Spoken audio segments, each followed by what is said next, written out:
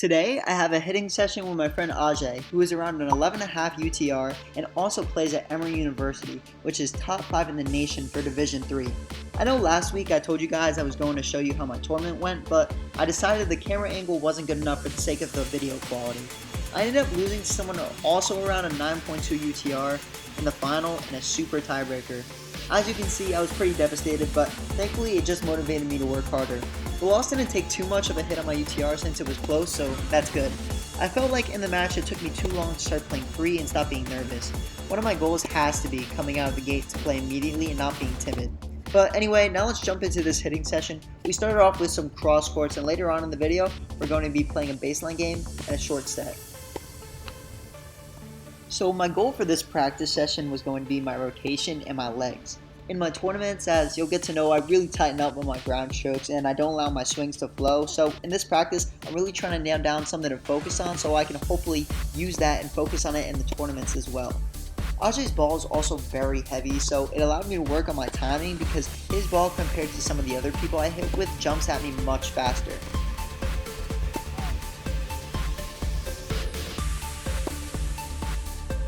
Another thing I eventually want to work on in my game is my backhand footwork. I actually really used to rely on my backhand and I thought it was my best shot, but when I started recording myself, I realized that the flow of my backhand and the footwork is really off, and that's why sometimes I mistime it. So now that I'm watching it, hopefully that's something I can work on definitely in the future, but right now I just wanted to stay focused on my rotation on my shots and my legs when I set up. So from there, we jump right into a baseline game to 11. We play where there's a feed, the person who receives the feed hits cross, so then you can go anywhere. So I'll let you guys just enjoy this and see what happens.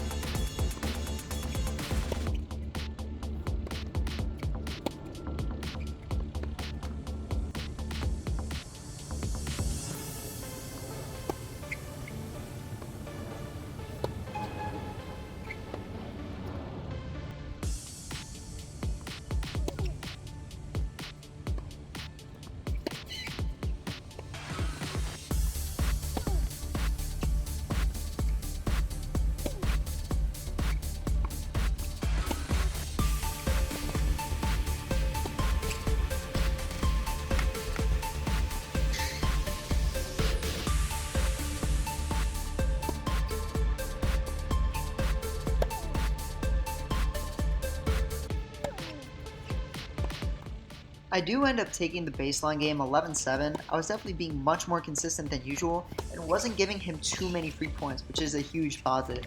Now I had to try and use that little momentum to take into the short set. Ajay had just got back from vacation, so I knew he was a bit rusty. So my goal from the start was to try and extend the rallies, but when he's serving, it was a little bit tough for me, although I was able to get some pretty decent rhythm going on my serve. We started off the set with a couple of holds, which I didn't mind, and the rallies were starting to increase in shot length and become much more even, which was definitely a positive sign for me. Normally I tend to hit very short and put myself on defense automatically, but I was doing a better job at controlling my depth here.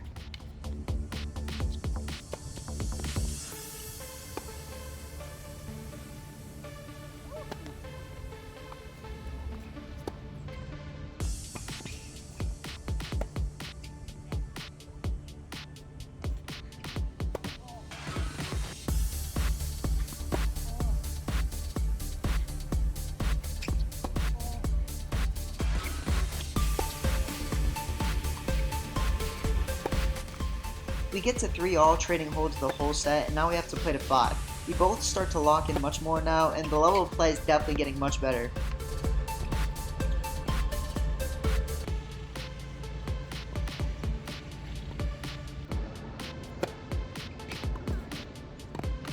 And I managed to sneak in a break there off the sudden death point since we were playing college rules. All I had to do was hold here, but Ajay began to play much smarter, so I had to really try and dig deep.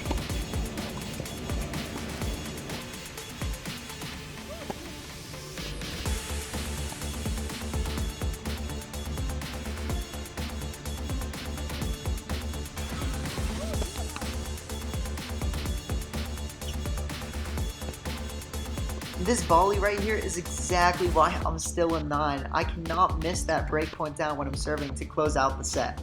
Mental focus is like 90% of tennis once you get to a certain level, so if you lose focus at a moment like this, you can easily flip the result of any close match.